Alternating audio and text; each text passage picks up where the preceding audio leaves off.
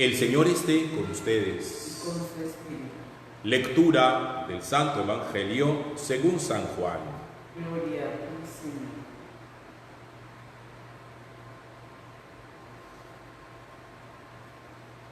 Tomás, uno de los 12, llamado el Mellizo, no estaba con los otros apóstoles cuando vino Jesús. Sus compañeros le decían: hemos visto al Señor. Pero él les contestó: si no veo en sus manos la señal de los clavos, si no meto el dedo en el agujero de los clavos y no meto la mano en su costado, no lo creo. A los 8 días estaba otra vez dentro de los discípulos y Tomás con ellos. Llegó Jesús, estando cerradas las puertas, se puso en medio y dijo: paz a ustedes. Luego dijo a Tomás: trae tu dedo, aquí tienes mis manos, trae tu mano y métela en mi costado y no seas incrédulo sino creyente. Contestó Tomás: Señor mío y Dios mío. Jesús le dijo: porque me has visto, has creído. Dichosos los que crean sin ver. Palabra del Señor. Gloria a ti, Señor.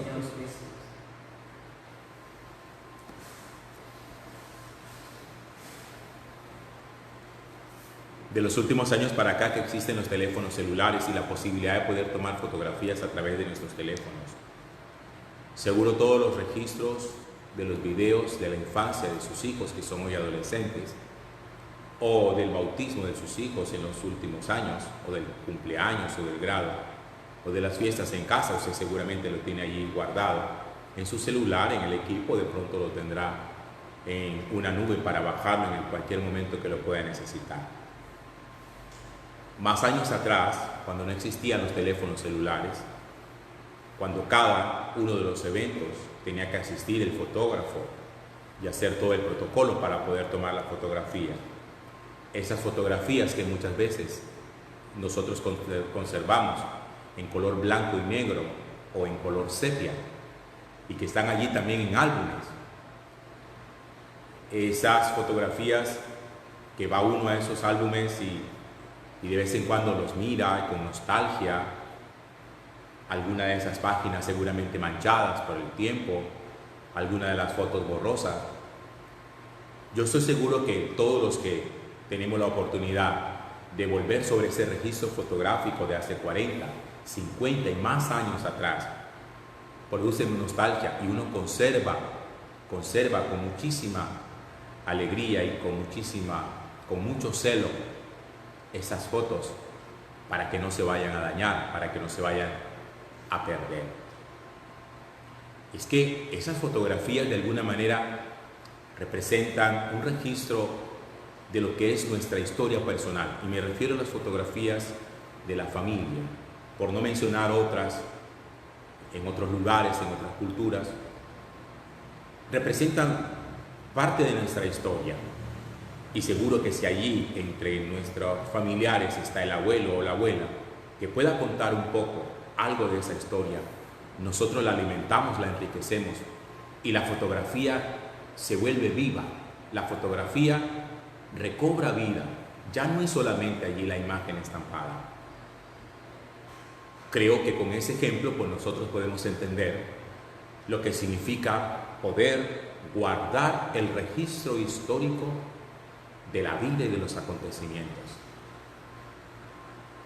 Es que es imposible no saber de dónde venimos, porque cuando uno no sabe de dónde viene, una de las primeras cosas que uno pierde es su identidad. Siempre surge la pregunta de ¿quién soy yo? Hace varios meses atrás yo les contaba, por ejemplo, cómo cuando, en el caso nuestro de Colombia, en esa época en que la violencia estaba mucho más recia que ahora, cuando niños nuestros fueron llevados a Europa, a España, Holanda, siendo bebecitos, o Inglaterra, los criaron allá, familias que los adoptaron. Esos niños en algún momento de su vida adulta necesitaron volver a su país, necesitaron regresar a Colombia, conocer de dónde venían, su origen, tratar de rastrear su familia, quiénes fueron sus padres, si hay alguien de su sangre que todavía esté vivo, reencontrarse con ellos, abrazarlos, abrazar la historia, abrazar de alguna manera su pasado, reencontrarse con quién es, con su identidad.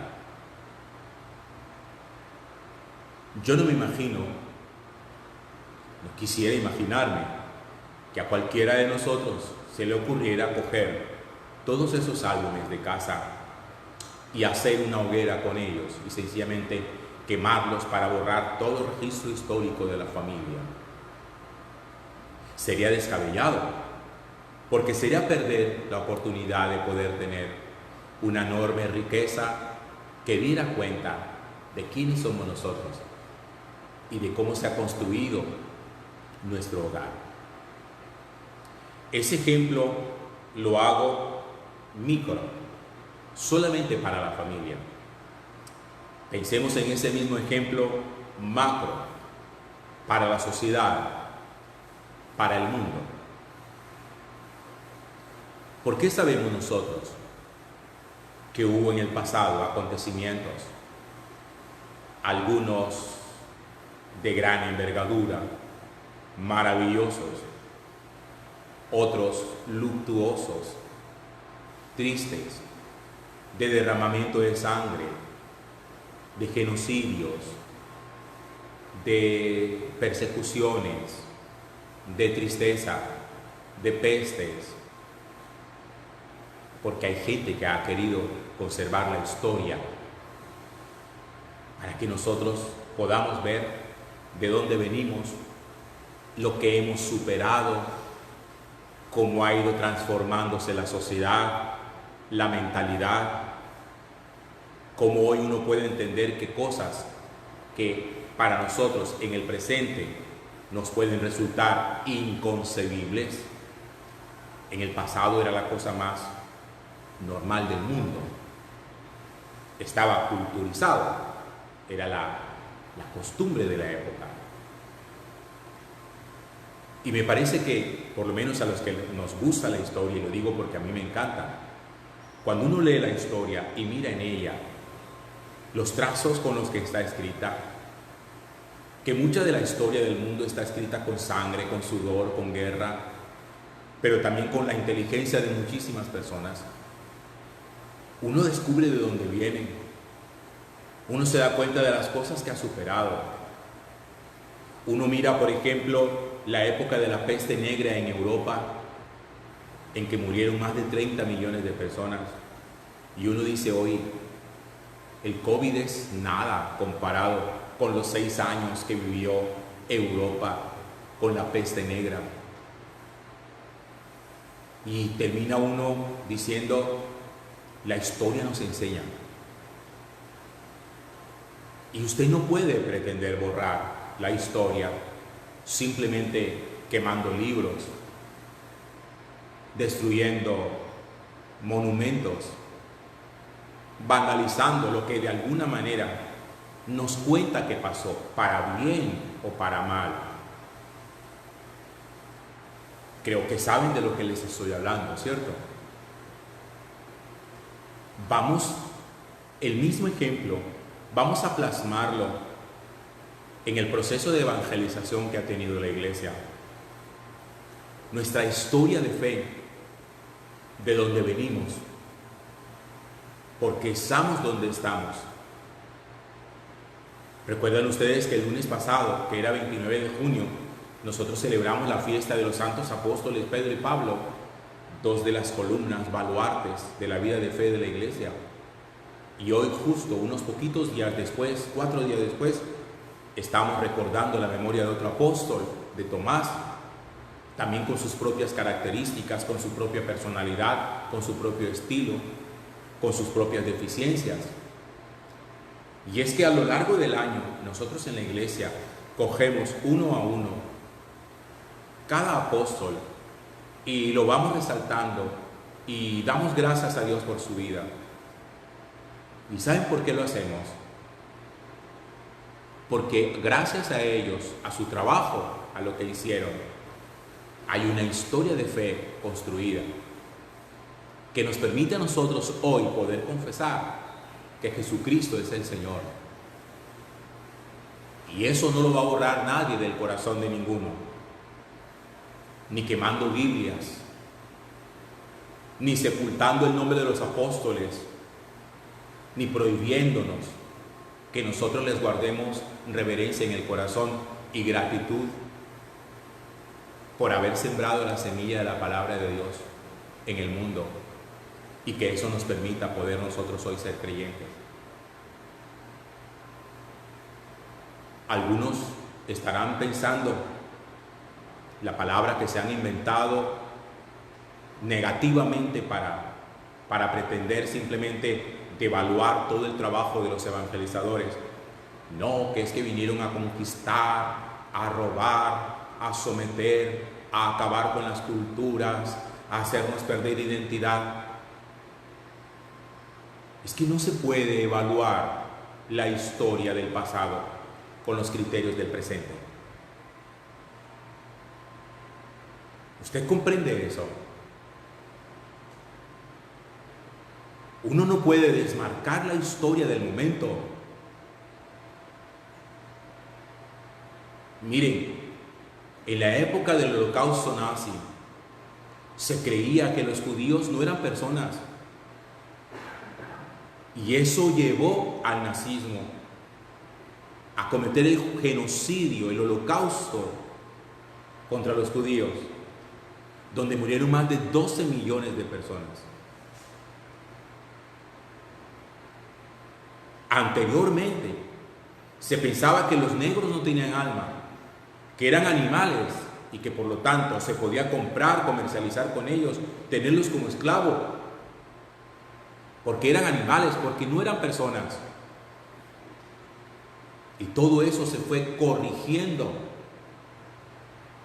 Así como hoy hay gente que cree que los embriones y los fetos en el vientre de una mamá no son personas y que no son sujetos de derecho y que por eso se puede abortar, pues déjenme decirles que también vamos a ser juzgados con severidad en el futuro por haber tenido una mentalidad genocida como esa.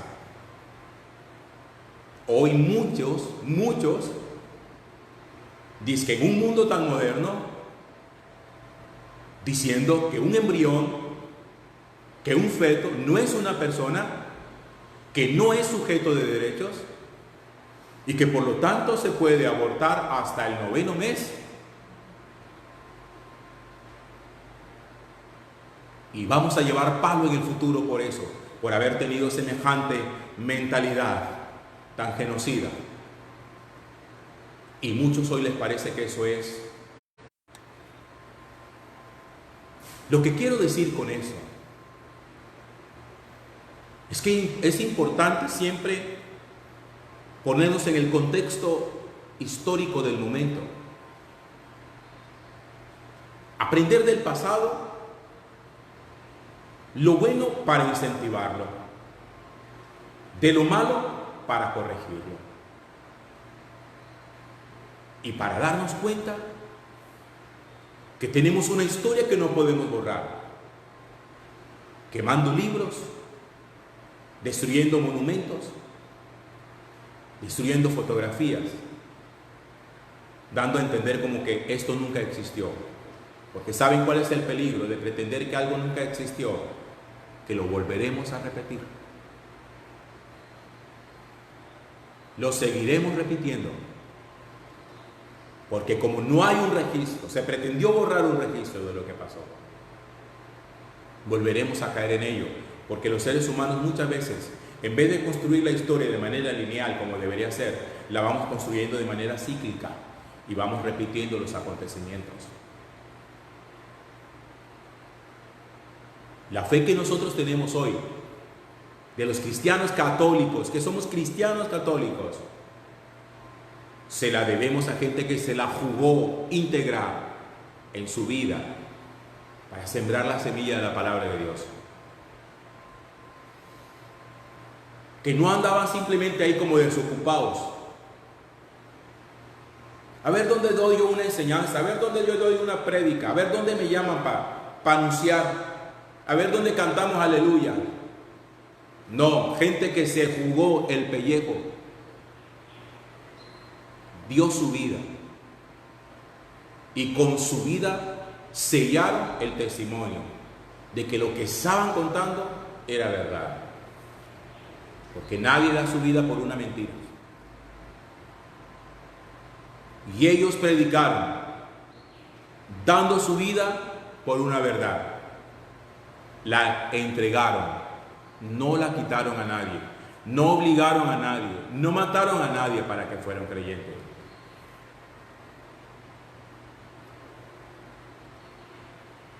Y por eso nosotros tenemos que vivir con mucho sentimiento de sano orgullo delante de Dios,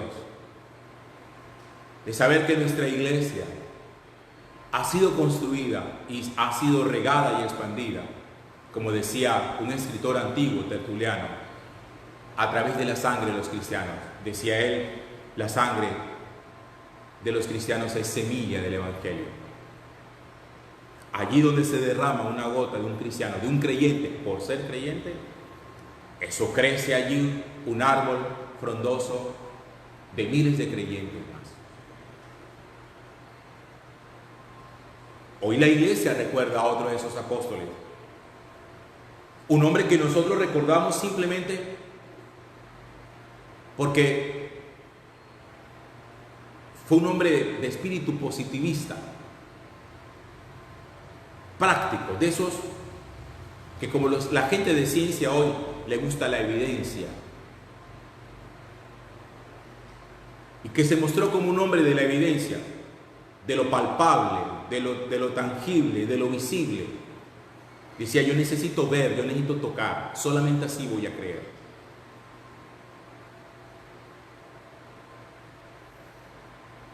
Y Jesús, a través de este hombre, de Tomás, nos deja grandes enseñanzas.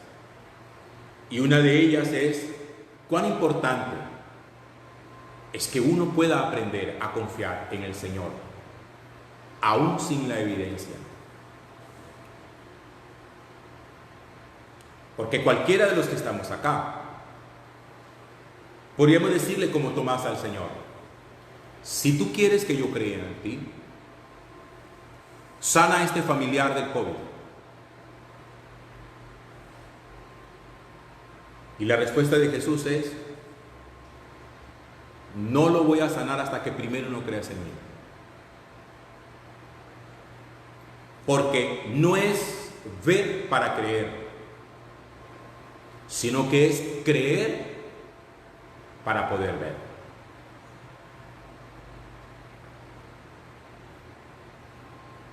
En nuestra historia está nuestra identidad. En nuestra historia está quiénes somos y por qué somos lo que somos. Solo conociendo nuestra historia sabemos por qué somos católicos, lo que significa ser católico, que no es producto del accidente, sino que ha habido una historia escrita por millones y millones y millones de personas para que usted y yo pertenezcamos hoy a esta iglesia, de la que cada día tenemos que sentirnos agradecidos con Dios. Así denigren de nosotros, así maldigan nuestro nombre, así nos persigan, así nos llamen como nos quieran llamar. Pero somos la iglesia de Cristo, somos el rebaño de Cristo. Cristo es nuestra cabeza, a Él le obedecemos.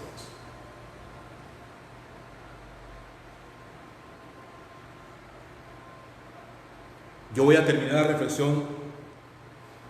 Necesito tocar el tema para poder redondearlo y que quede que nunca vaya a olvidarse. La importancia de la historia y de la tradición. Quienes vivimos en este lado del Caribe colombiano, específicamente en este departamento y en esta ciudad de la costa atlántica de Barranquilla. Barranquilla es una ciudad que se ha enorgullecido, hacia adentro y hacia afuera, de poseer uno de los carnavales más famosos del mundo. Pues eso no apareció de la nada. Eso tiene muchísimos años de historia. Y lo que es hoy se debe gracias a que hubo gente que quiso conservar esa historia para seguir dándole magnificencia a lo que nosotros hoy tenemos. Pero no faltará, probablemente a alguno de nosotros nos toque verlo, cuando habrá otros que, entendiendo mal lo que significa el concepto de arreglar la historia, no dirá que están prohibidos los disfraces de la negrita Puloy porque eso denigra de los negros, o que está prohibido la comparsa, la danza del son de negros porque eso denigra de los negros. No faltará quien diga que no quiere ver más negros en el carnaval de Barranquilla porque eso va en contra de los negros. Eso es mal entender la historia. Eso es pretender borrar lo que está en la tradición y en la cultura. Porque así no es como se recomponen las cosas. Todo se recompone con reconocimiento, con respeto, frente a la dignidad intrínseca que el otro tiene. No importa el color de su piel.